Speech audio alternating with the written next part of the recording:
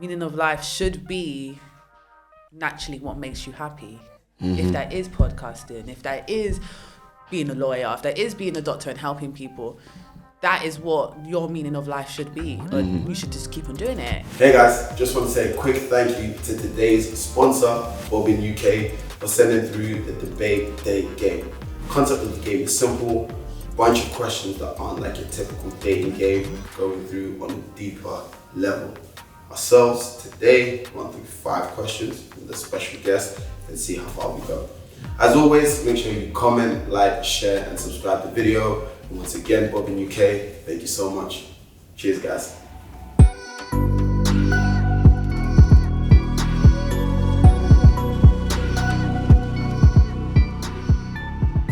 And hey guys, another Speak Your Source video. Today, we're doing this a little something different. As you can see, a couple of lights. I've got a different guest with me. We've got all of this branding. And as the prelude showed, we're doing a little question game. So, without further ado, let me introduce today's guest.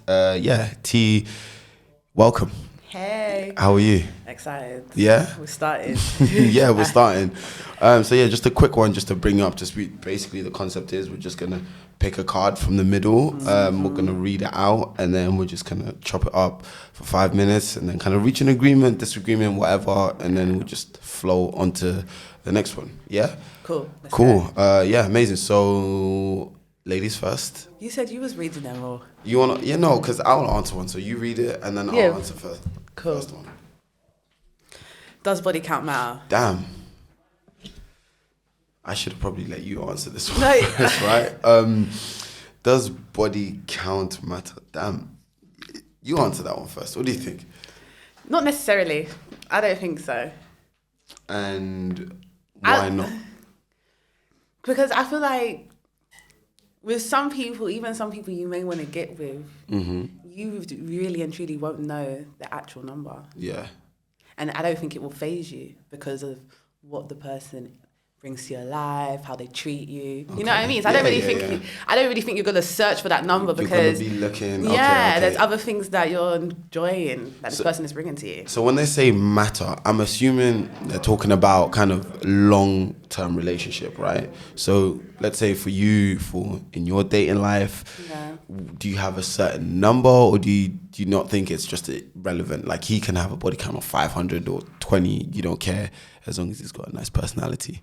To be honest, me, I wouldn't really even want to know. Like, I wouldn't really care to know. It just doesn't kind of come up in the conversation. Because everyone lives their lives, and everyone lives their life differently. And everybody's got a past. Life change. Your path may change. So you might have been doing one thing, you might change, and you might be doing that. Personalities change. You might like that stuff, but now you don't like it. So listen, it's all up to you guys out there. If you have a high body count, low body count, it's cool. Just don't. I'm sorry, but don't be 0 though. Don't. So does it matter? Does it matter? For me personally, I would say there's a minimum requirement. Yeah. If that makes sense, because you know how you generally see that people with a higher body count tend to be better in bed compared to people on the lower body count. From my experience, anyway. Okay. I don't think it's like a be all end all if she's got a high body count. Wait, I don't know. You need to think about this. Yeah, I got to think about this. I mean, for me, I don't really care. No, exactly, I don't really care. Just don't tell me. My only wish is that I'm not trying to walk down with my babes in town, and then this guy's like, "Oh wait, that's Becky from back in the day. That's Jennifer from back in the day." Yeah, but when you're walking down that street and that guy sees Becky from back in the day, he's not going to come up to her and be like, "Oh my God, Becky, do you remember all those good times?" And you know what I mean? So even if he sees her and says, "Hi, how you doing? I haven't seen you in ages," you're not going to know from that passing by conversation and that's Becky from back in the day. But that also comes from the type of men she'd be sleeping with, right? Because you do have those kind of guys that would approach a woman and be like, "Oh, remember the good old times," trying to reminisce. Your man is right there. Obviously, it's because they don't respect your man, X, Y, and Z, blah, blah, blah, but still the type of man, right? So it's also the type of men or women that person is sleeping with is a kind of design of their own character. Yeah. Obviously, they've had the past, X, Y, Z. it is what it is. But me personally, I don't really care. I don't really ask, as long as it never comes up when when we're walking in town and it's like, yo, isn't that? Yeah. I object at the wedding and she slept with XYZ. Long. You see what I'm saying? So yeah, that's what I feel about that one. Cool. So the next one. Let's see what the next one is. Oof, a little deeper one. What do you bring to the table? It's an annoying question. It's an annoying question because it doesn't matter what I bring to the table because everyone's table is different. Everyone's table is different. So what I might bring to my table might not be what you like in your table. So it really doesn't really... Answering the question is just an annoying question. So, okay, let me rephrase it to what I assume. Yeah. What do you believe in yourself that is a representation of value? Like this is... What I bring to the relationship. Yeah, what value you will provide. So you're coming into a relationship with your husband and you know that your qualities are I'm X, Y, very and Z. caring, nurturing, I feel like men, especially black men, find it hard to express their opinion, say what they really want to say in certain situations because they don't want to upset or they think about if I say this, it might lead to that reaction. But sometimes you need to express what you're going through or how you feel about a situation because then that's going to bring you closer because then you can come to a mutual agreement. Such sauce, you know what I mean? Yeah. Other than that, I would personally say I bring to the table, I'm fun as fuck. Fun as fuck. Fun, caring and nurturing. Right? Yeah, what else do you want in the more? What else do you I mean, if I want to touch on that, let's say that caring perspective, I think from my experience as well, there tends to be this stigma of men that are opening up and are vulnerable with their emotions are looked at in a different way with their partner. Yes, people say, oh no, I wouldn't be like that. I wouldn't look at you. I promise you, baby. La, la, la, all of this. But you can see how the dynamic changes when a man is vulnerable with his emotions. I feel like I'm going to take more the piss with you if you holding shit back from me because I don't know. You know what I mean? So I might be like, oh, well, he might be acting some sort of way. So I'm going to be like, okay, fuck it. I'm going to do what I'm going to do. And I don't really care how you think about that because I don't know what you're going through. It's for me to be like, actually, do you know what? Let me not go and do that because X, Y, and Z, that might not make him feel comfortable. Do you know what I mean? Yeah. I think when it comes to relationships, that's how you need to think. Like, if you're going to do something, how can it backlash as well? On yourself and how can that's why you need to communicate and talk. Because if you don't express your feelings or what you're going through, then the person might not know and might talk to you in some sort of way and you might not appreciate it in that way. Because you're like, right, I'm not in this correct mind frame and you're coming at me sideways. And no. That's not the vibe I'm looking for. So you need to tell me what you're going through. Because if I do want to come at you sideways and then you're going through shit, it can explode, and then we're into a whole nother situation that we don't need to be in. Okay, I'll fuck with that. Yeah, I'll fuck with that. And then you said you're also fun. What does? I mean, look, I'm not gonna lie to you. I'm not gonna lie to you, ladies. You know, some of you are boring. Yeah. And when you say you're fun, it's because you need alcohol in your system for you to be fun. No. So when you say you're fun, talk to me. What does fun tea look like? Fun tea looks like we can go anywhere together. We can go anywhere together, do anything together. How is that fun? How is that fun? Because me and my personality and my presence being next to you wherever we are doing whatever we're doing, you're going to enjoy it. You're going to go back home and be like, oh, that was a good time. Yeah. I'm tired now. Let me go to bed. Do you know? We go on day trips out. Yeah. But how do you know that, let's say, you're going to be fun? What is it that you do? What is it? It has to vibe both sides.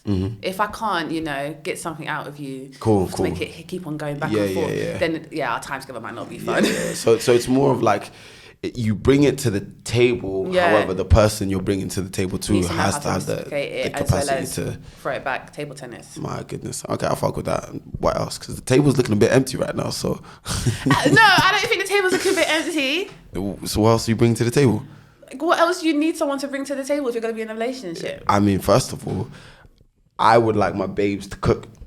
Yeah, but that's like a given, though. No, because some people don't bring that to the table. Some women. Yeah, but exactly, and that's what I'm saying. That some people might not bring that to the table, but their table. Cool. You know what I mean? You might not like their table. Cool. There's going to be a guy that likes that table if she don't really care if she cooks or not. I fuck with that. He might want to get a chef in every day. Yeah, he might like Uber Eats. He might be the one that likes to cook. He might be like, yes, men Okay. that know how to cook are keepers. Yeah, listen, I know They're how to keepers. cook. I'm just saying I know how to cook. I'm just saying I know how to chef up a little bit. Men that know how to cook.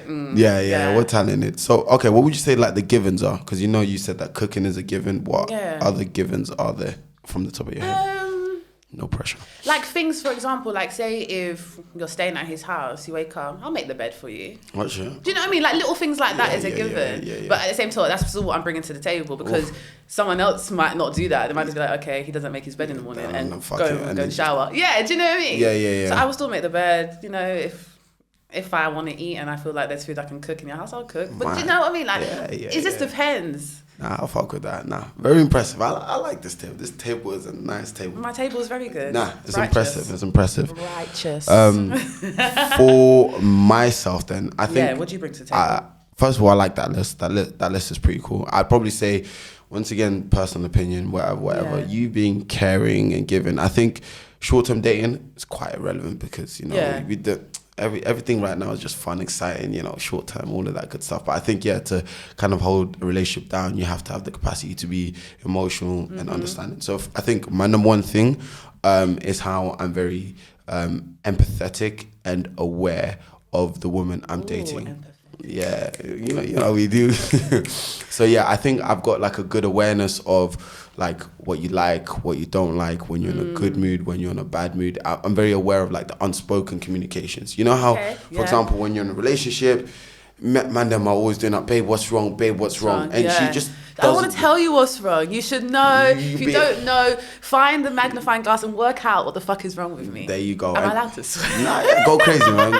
Go crazy and swear. Okay, cool. And I think, and one thing I noticed is that, it depends on how into you I am. If I'm not into you, I'm not willing to put in the time to learn you like that and understand you. But if I'm feeling you and I've got that kind of awareness to you, so I'd probably say that's... Should be one of the givers. There you go. So that's one thing I bring to the table. Probably say the second thing I bring to the table is I am very driven and motivated, and that kind of transpires in my career as well. So I've got a very good career, good paying job, very stable job. But then on the other hand... Talk your shit. Thank you. And then on the other hand, I've got like kind of this entrepreneurial thing going on behind the scenes with the YouTube and the podcast. So that's kind of showcasing kind of my mind, my depth to it, that I'm driven, I've got a vision, I've got a goal. But do you think like that drivenness you can help with like your relationship, like bring your girl up with you? Or do you think you're just very, because some men they are very career driven, but they're more, I'm career driven for myself, not I'm more career driven, but I can give you this tip, that tip, and then we can move together. I hear you. I think coming from seeing kind of my parents' relationship, I've got the capacity. I'm driven for myself. I want to be successful, X, Y, and Z. That will always be my priority. Yes. But I also want a partner that has kind of a desire to do something, of right? Course. And whatever that desire is, I want to be able to be her support network as well. So not just trying to have her support me 24/7. I want to also be able to support her in whatever endeavor she wants to go after. You know what I mean? And I think that's one thing that I really enjoy about kind of what I might set up here with the YouTube being financially free, is that I do have the time, the brain power to be able to kind of step back on my thing and bring her up and see her shine as well, and see her flourish. Question, is there a she? That is next question. How about we go on to this? There you go. Can sex be meaningless? Oof. Oh, that's a E. I like this question. I like. Let me think about this one a little bit. Can sex be meaningless? So, if we're thinking about what does meaningless mean, and sex associated together, it's just like penetration for the sake of it. I think sex can be meaningless but not harmless. Okay. You see what I mean? Yeah. So one thing that I've kind of noticed is that, you can, see a girl on a night out and have sex with her. You can, see a nice girl on Instagram and DM her and have sex with her, whatever. But once you kind of have that soul tie with somebody, then there are repercussions on when you break it. So if it's only just for one night stand and then you want to get rid of her, that has kind of some emotional baggage to that person and yourself. Whether you see it in the immediate forefront, is a different thing. But so yeah, I believe it can be meaningless sometimes. You know, I got needs, you got needs. Let's link up. Let's do our thing. Let's get the nut. Let's, you know what I'm saying, and then let's go about our day. Yeah. But I think there are repercussions thereafter. So you really believe in soul ties? I didn't at first, but yeah, the way I've seen life goes, I believe in soul ties. What about you? What's your view on sex and meaninglessness? I think, yeah, of course you can have meaningless sex. I feel like the stereotype a little bit where girls always feel like more emotion with it is a bit of a stereotype.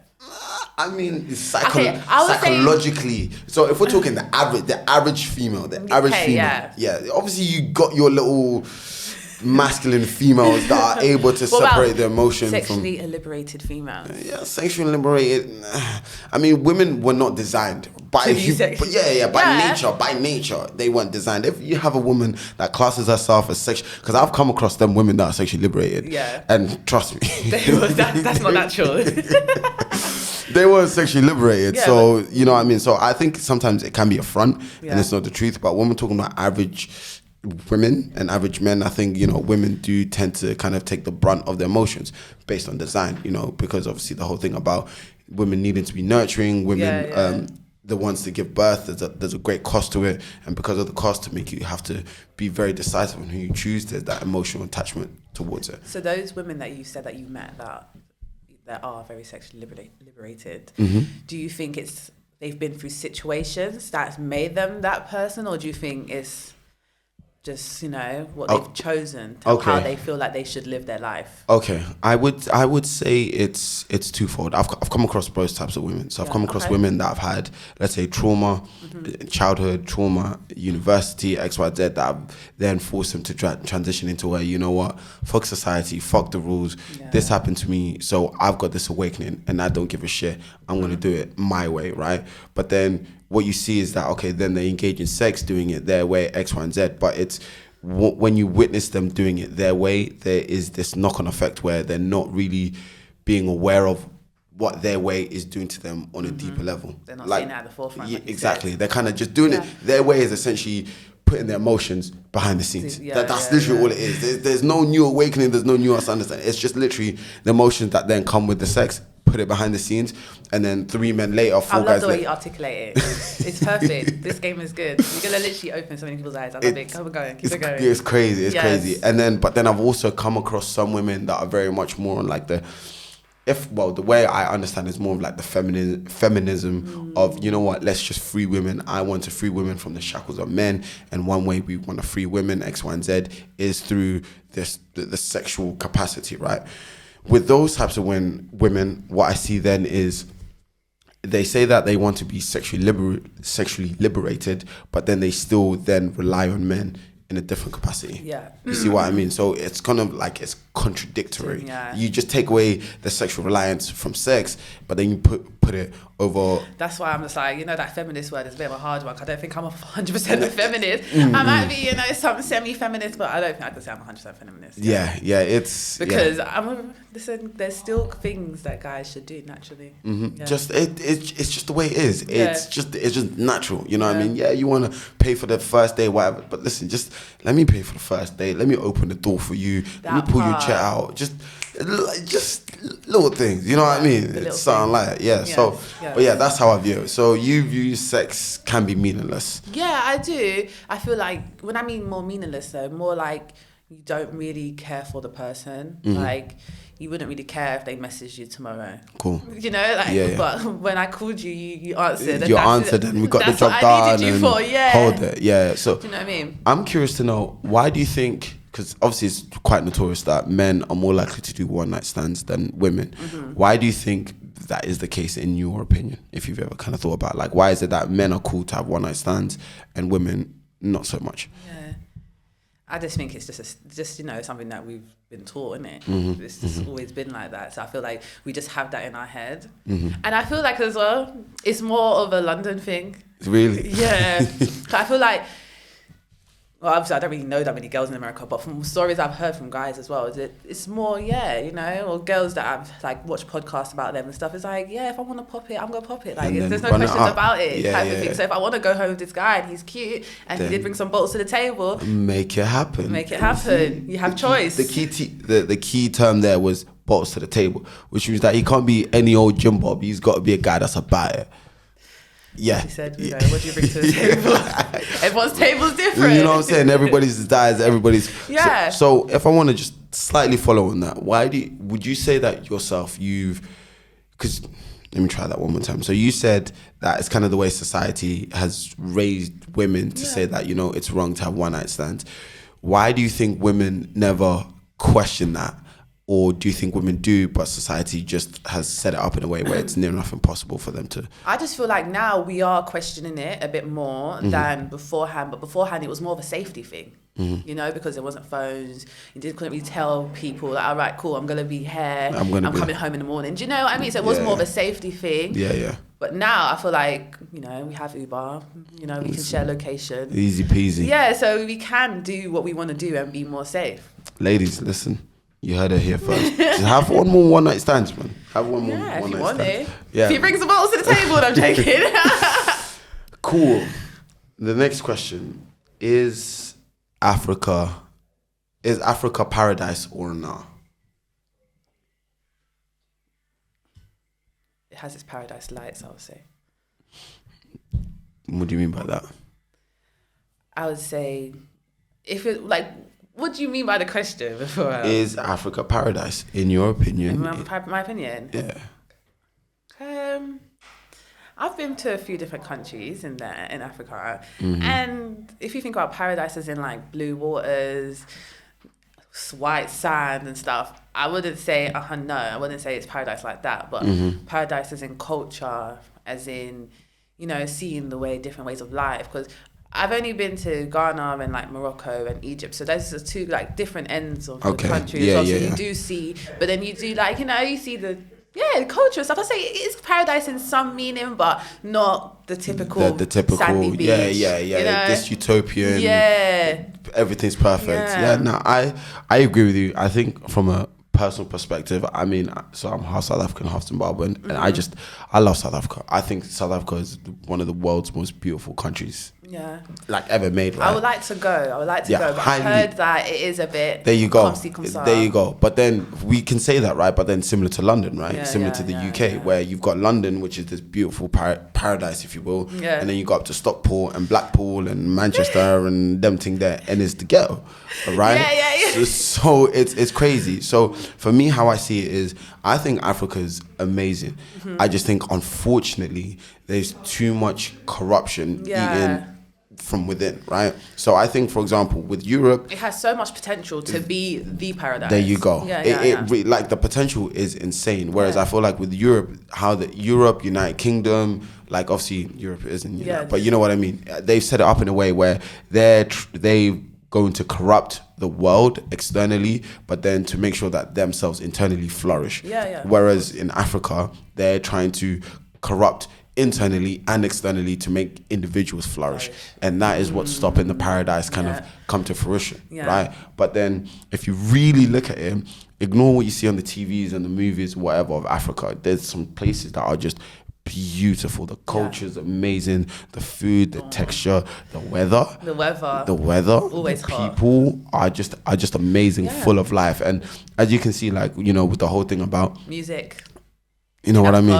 It's crazy. And obviously living in a third world continent, third world country, XYZ, but people are still so happy. Yeah. People, you know what I mean? There's still communities. And that's one thing that we lack here is being happy and having community. Communities is going here. It's all about the self, what self-serve, self-purpose, right? Yeah. How can I become great while putting the next man down? Whereas in Africa, it's like, they're too busy struggling to even care about trying to be great. So what else do you have? Is just family. You know what I mean? So I think for me, Africa to me, I feel South Africa's a paradise. Some other places, crazy. Because obviously then Zimbabwe, let's not go into that. But then there's good and there's bad. So it's potential. So much potential. Yeah. So much potential. Yeah. So much potential. They just need to The higher ups need to stop lining their own pockets and just make sure that their people eat. Do you know how techy that Their is? people need to eat. Yeah, man. Cool. Because, yeah. Is it me again? Yes, second to last. I'm nervous for this one now. Oh, this is a good one, though. What is the meaning of life? I like this one. God damn. Because we were just talking about like third world countries and stuff, and I feel like their meaning on life would be different to our meaning of life because we live such a fast-paced one. But I feel like meaning of life should be naturally what makes you happy. If that is podcasting, if that is being a lawyer, if that is being a doctor and helping people, that is what your meaning of life should be. And you should just keep on doing it, because if not, then you're just... So to you, life is about happiness. Happiness and joy. Happiness and joy, because you only get one. Yeah. You don't know when your last day comes as well. Wow. So if you don't do happiness and joy and try and grab that every day, then, you know, what is life? It's going to be just marching. And just trudging along. Yeah, just doing the same thing day in and day out. My goodness me. Nah, I hear that. I think for myself, it's still under construction on what the meaning of life means to me. That's just because I've had like so many pivotal moments in my life recently where, you know, kind of stopped drinking, graduated university, started a new job, role, X, Y, and Z. So I'm still trying to figure out what's the deeper purpose, the deeper meaning in life. But I think for me, I think the meaning of life is to live life with a purpose. I think that's the main thing. So I remember when I graduated university, 2020, kind of the peak of COVID, where, you know, graduated now. I was a graduate, but now I'm a nobody, you know what I mean? Yeah. And there was, you know, there was a period for like 2 months where I didn't know what I was doing. I was kind of stuck in limbo, and I could see just like my world just start slowly kind of closing in, just getting darker and darker, because it's like I can't see what's next. I couldn't see, you know what I mean? I was waking up, playing Call of Duty, watching movies, doing nonsense, and then going to sleep. Rinse and repeat. To what avail, you know what I mean? And I felt like because my life didn't have purpose, I wasn't working towards something. I didn't have that greater beyond, you know what I mean? So I just felt like it was meaningless to me, you know what I mean? Whereas now I feel like I've got a bigger purpose, I've got a bigger direction. What did you kind of do? Did you like do something that kind of helped you get out of that funk? Or so the first thing hobby? I've done a couple of things. So one of the things that I started to do was watch one of these podcasts called Jordan Peterson. Okay. I don't know if you know him. He's a big psychologist from Canada. So he does all of these like lectures, all of that stuff based on like growth, development, and just being a good human being a better human being, the best version of yourself, X, Y, and Z. So I was watching a lot of his lectures, and they were just really resonating with me. And then I also read a book called Man's Search for Meaning, and that's basically about a guy during the Holocaust. He got captured. He was a Jew that got captured in the Holocaust, and then he was basically logging his diary every day, and he's kind of taking us through his journey. And then when he got set free, he was just basically introspectively talking about how throughout his days being in the Holocaust, every single day, the fact that he was saying that he would be free tomorrow, and the fact that he woke up every single day, not get taken away, was his purpose. That's the only reason why he stayed alive, you know. And he talks about how he could see other people's hope, purpose get taken away from them, because you could literally see that life gets sapped up, you know what I mean? And then he goes on to like logotherapy and how, you know, to live life, to be happier, is to have purpose. So I kind of practically applied everything I was learning to kind of get myself back out of the rut, stop complaining, and just aim for something small, get a job, just something small, get a job, do YouTube, earn a certain amount, invest, and then slowly get that momentum back forth, you know what I mean, to where I am today, where I've now got these goals that I'm just trying to shoot for the moon, you know? Okay. So, yeah, that's the purpose. So that's what I think the meaning of life is. I wanted to know, what did you study at uni? Psychology. Okay. Yeah, I studied psychology. So yeah, that was my degree. Loved it. You know, loved understanding the mind, motivation, hormones, dopamine, serotonin, all of that bullshit. So yeah, it's really, really cool. What about you? Did you go uni? No, I didn't go uni. No? I didn't think it would be for me. Okay. Were you just straight into employment? Yeah, so after college, after I studied electrical engineering in college, I did kind of want to do like aircraft maintenance. Then I applied when I first left and I didn't get it. So I was just like, I don't know, I was working at the time and I just kept on doing it. And I've enjoyed my job, but I feel like it is time for a change. Hence why I'm here. Wow. Okay. Well, hopefully we can kickstart some little media career or something like that, you know? My thing for myself this year is just to live my truth. Yeah. Go and do it. Please do it. Please do it. Okay. Anything's going to put a smile in your face. That's the one. Yeah. Your meaning of life. There we go. Cool. So, the final question for today. I'm nervous because you said this is going to be the hardest one. Oof. What is your favorite black privilege? Oh. What is... To be fair, I think I have mine. Yeah, eating all the good food. I mean, that could be it, eating all the good food. My God, yeah. I was gonna cheat and saying having access to like black culture. Yeah, so the food and the music. Yeah. Food, music and dancing. Yeah, dancing, That is, because I've seen a couple of brothers from the other team when we go out on a night out, when we go out to like food events. Oh my God, you should saw it yesterday. You should saw it yesterday. They were living their best life. Really? It wasn't even on beat. That's crazy. But they're just vibing. They just lead their best life. They're just vibing. I can't hate so much because, you know, sometimes when you've got certain music going, I'll just let my hair down. You I might not be on beat myself. You just pop. Especially when you grew up here. Yeah. We all have our inner white girl. That's rude. No, but we all have our inner white girl. So you're saying white girls can't go on beat? That's crazy. No, I'm not saying that because I know some white girls that can bend over and touch toe. Okay. Yeah. I was about to say before you... You know, when you think about inner white girl, you think of... white girl wasted and them things. They got the names, Nevertheless, I think that black privilege there of just having access to the culture, being able to dance and music and food. The food is, I'm not going to lie to you, it's crazy. The food is sensational. Highly recommend you guys go tune into a black barbecue, a black event. You will not regret it. Yeah. You will have your life changed. Yeah, we had like a little family function last week. For a thing, and it was, it was good. I even took some for work the next day. And was like, what's that? What's that? Dumplings? What's a dumpling? Yeah, I don't want to talk to you right now. My macaroni and cheese is getting cold. Like. Listen, the mac and cheese from you Caribbeans is insane. Yeah, is elite. Especially like when, you know, family friends come, they bring the jollof rice. You got the best from everyone. It's like you got the cultural. It's amazing. Mm-hmm. Cool. So, thank you so much for kind of jumping on, T. Really appreciate having you. Thank you for having me. Any closing messages before we shoot off? I don't ever want to tell them to follow me on the gram. Like, you can follow me if you want, I guess. At Masika_TML. You know. Shay will put it in there. Yeah, give her a little follow.